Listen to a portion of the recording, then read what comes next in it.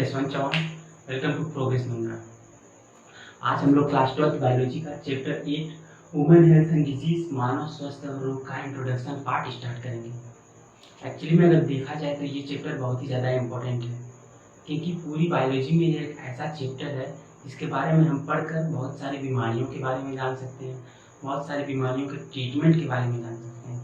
अगर ओवरऑल कहें तो इस चैप्टर को पढ़ने के बाद हमारे अंदर एक डॉक्टर वाली फीलिंग आती है।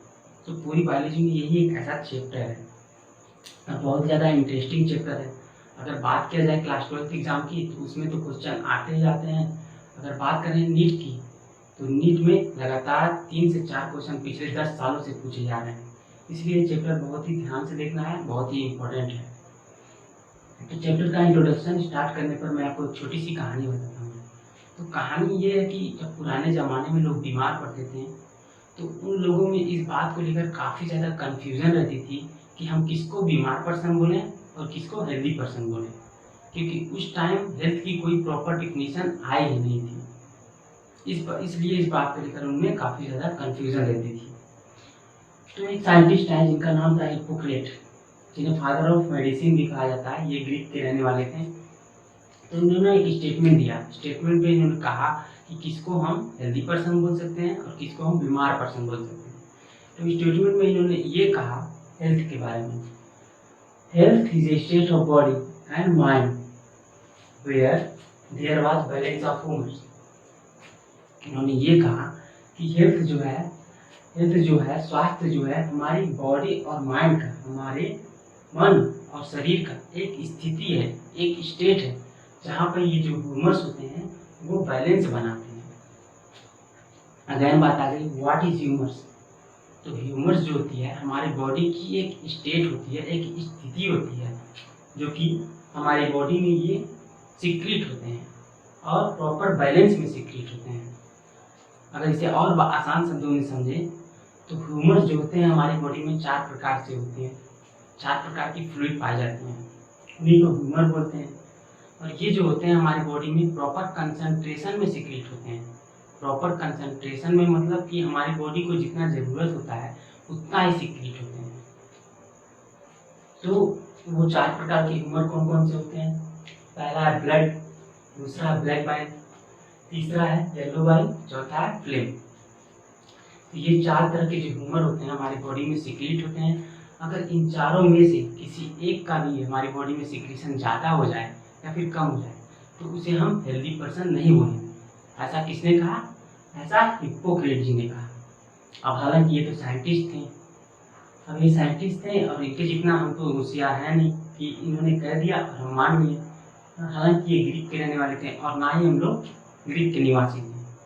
तो एज ए इंडियन हम लोग बिना प्रैक्टिकल की कोई चीज़ मानते नहीं है। तो आइए एक एग्जाम्पल लेके समझते हैं। तो मान लीजिए ये ब्लड है, ये ब्लड है। अगर ब्लड हमारी बॉडी में सिक्रीशन ब्लड का कम हो जाए या फिर ब्लड की कमी हो जाए हमारी बॉडी में तो क्या होगा? ऑब्वियस सी बात है, ब्लड की कमी होगी हमारी बॉडी में तो हमको एनीमिया बीमारी हो जाएगा। तो इन्होंने मतलब बात तो सही बोली थी कि मतलब अगर इसमें से हमारी बॉडी में कोई भी चीज़ कम सिक्रीट होगा या फिर ज़्यादा सिक्रीट होगा तो हम बीमार पर्सन कहलाएंगे, हेल्दी नहीं कहलाएंगे। तो इन्होंने बात तो सही बोली थी। इसीलिए हमारे इंडियन आयुर्वेदा सिस्टम ने इन्हें सपोर्ट किया था। आफ्टर सम टाइम इन्होंने एक और स्टेटमेंट दिया। स्टेटमेंट क्या था इनका देखिए जरा। The person with black bile belong to hot personality and would have fever. इन्होंने ये कहा कि वो पर्सन जिसके अंदर ब्लैक बाइल की सिक्रीशन ज़्यादा होती है उसे बुखार होगा, और जिसके अंदर ब्लैक बाइल की सिक्रीशन कम होती है उसे बुखार नहीं होगा। फॉर एग्जांपल मान लीजिए कहीं पे 20 जन हैं, उनमें से 10 जन के अंदर ब्लैक बाइल की सिक्रीशन ज़्यादा होती है तो उन्हें हम बीमार पर्सन बोलेंगे, और उनमें से जो बचे 10 लोग हैं उनमें अगर ब्लैक बाइल की सिक्रीशन कम होती है तो उन्हें बुखार नहीं होगा, उन्हें बीमार पर्सन नहीं बोलेंगे। ऐसा किसने कहा? ऐसा हिप्पोक्रेट जी ने कहा। तो अगेन बात आ गई व्हाट इज ब्लैक बाइल। तो ब्लैक बाइल क्या है? मतलब हमने इतना तो जान लिया कि ब्लैक बाइल ज़्यादा सीक्रेट होगा तो पर्सन को बुखार होगा, ब्लैक बाइल कम सीक्रेट होगा तो पर्सन को बुखार नहीं होगा। अब कहीं बात आती है व्हाट इज ब्लैक बाइल। तो ब्लैक बाइल जो होता है हमारे 4 ह्यूमर्स में से एक होता है, तो ये वाला ब्लैक बाइल है वो। इसी के ज़्यादा सिक्रीशन से हमको बुखार होता है और कम सिक्रीशन से बुखार नहीं होता है, ऐसा इन्होंने कहा। तो ब्लैक बाइल जो होता है हमारी बॉडी में 4 तरह के जो ह्यूमर्स होते हैं उनमें से एक होता है और ये किडनी और स्प्लीन के द्वारा सिक्रीट होता है हमारी बॉडी में। और जब ये सिक्रीट होता है तो हमारी बॉडी में अगर एक्सेस सिक्रीशन हो जाता है, मतलब ज़्यादा सिक्रीट हो जाता है, तो 2 चीज़ देखने को मिलता है। पहला होता है फीवर, दूसरा होता है सैडनेस। खैर फीवर तो होता है तो मालूम चल जाता है कि हाँ फीवर हो गया है, लेकिन जब सैडनेस होता है तो कैसे पता चलता है। तो आपने कभी ना कभी रियलाइज़ किया होगा कि आप कहीं पे अचानक से बैठ जाते हो।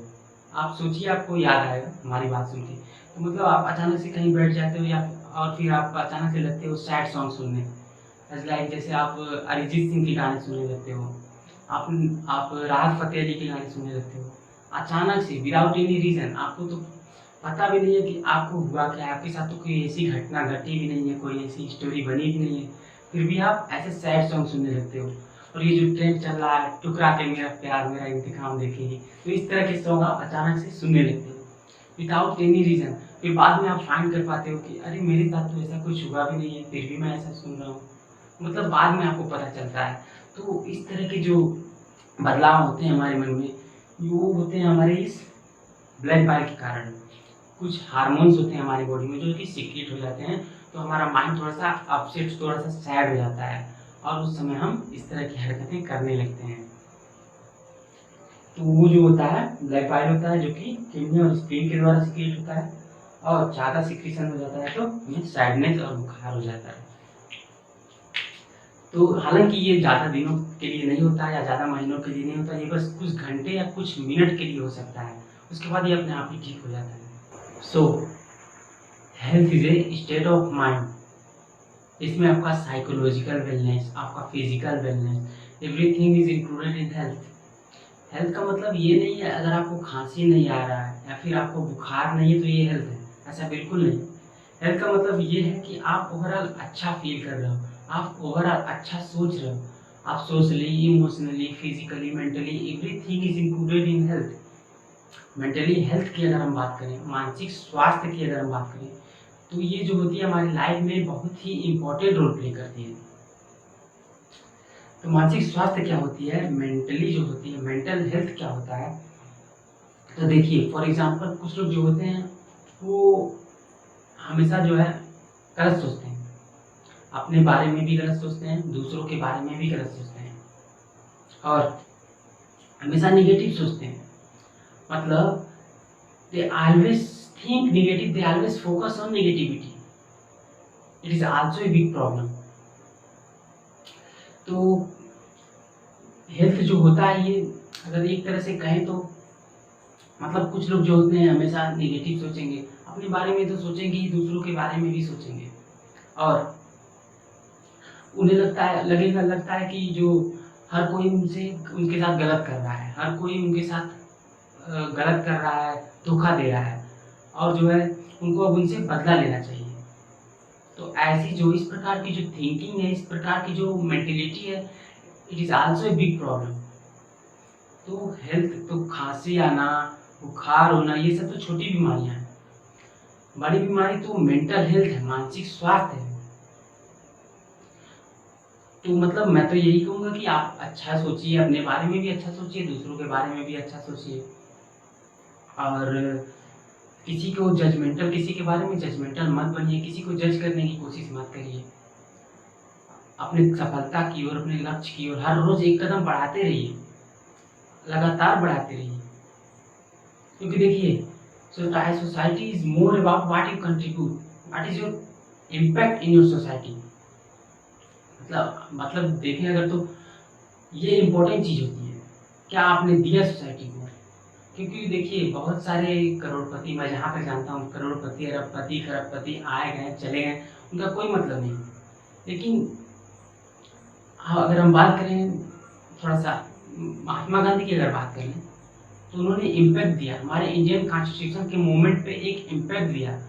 भगत सिंह की बात करें तो उन्होंने एक इम्पैक्ट दिया जो कि सामाजिक था। So there are lots of people जिन्होंने इम्पैक्ट दिया। मतलब अगर बात करें मदर टेरेसा की तो उन्होंने एक सामाजिक था, उन्होंने एक दिया। तो मतलब हमें सेल्फिश ना बनकर, हमें खुद के लिए ना सोचकर, हमें अपनी सोसाइटी के लिए, समाज के लिए कुछ सोचना चाहिए, कुछ बड़ा करने की कोशिश करना चाहिए। ये इम्पोर्टेंट चीज़ होती है, क्योंकि अगर हम कल कल को ना भी रहे तो हमारा एक इम्पैक्ट बन जाए, छाप छोड़ जाए, ऐसा कुछ कर गुजरना चाहिए हमें, ऐसा कुछ सोचना चाहिए हमें अपनी सोसाइटी के लिए। तो हालांकि ये हमारा इंट्रोडक्शन पार्ट था, और इसके बाद हम लोग बहुत ही इम्पोर्टेंट चीज़ें डिस्कस करने वाले हैं आगे के वीडियो में। और इनका जो था हिप्पोक्रेट का ये जो सेकेंड वाला स्टेटमेंट था, ये कुछ समय बाद इनका जो है फ्लॉप हो गया, मतलब नकार दिया गया। ये क्यों नकार दिया गया था जो है, इसके बारे में हम आने वाले वीडियो में बात करेंगे। और हमारा जो वीडियो होगा वो प्योर एनसीईआरटी बेस्ड होगा, और 11th 12th और नीट के लिए ही होगा। आगे हम बहुत सारी बीमारियों के बारे में पढ़ेंगे, बहुत सारी बीमारियों के ट्रीटमेंट के बारे में पढ़ेंगे। हम हर चीज़ को बहुत ही बारीकी से देखेंगे और एक एक चीज़ को बहुत ही अच्छे से डिस्कस करेंगे, जिससे हमारा एग्ज़ाम का हर क्वेश्चन लग जाए। और बहुत सारा हम लोग एग्ज़ाम का क्वेश्चन भी लगाएंगे, और बहुत ही ध्यान से आपको वीडियो को देखना है। Thank you very much.